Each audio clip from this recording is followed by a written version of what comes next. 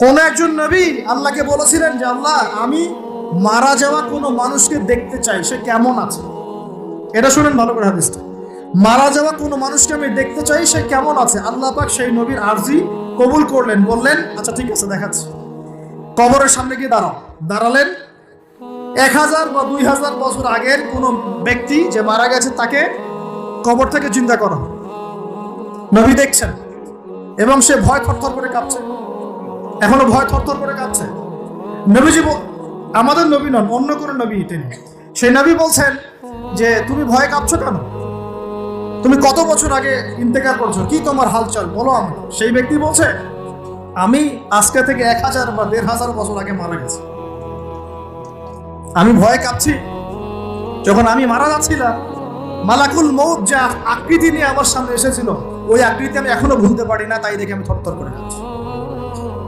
তিনি বলছেন যে আমি 1500 বছর হয়ে গেছে আমার মউতের, কিন্তু আমার দেহ থেকে এখন পর্যন্ত রূহ কবজ করার যে কষ্ট, এই কষ্ট এখনো যায় না। আর এইসব দুর্নীতি করে আর অন্যায় করে মানুষের সম্পদ আত্মসাৎ করে অন্যের উপর অত্যাচার করে আমরা ভাবছি যে আমরা কালকে আমাদের মাঠে বার পেয়ে যাব। খালি কবরও যাও, তারপর বুঝবা।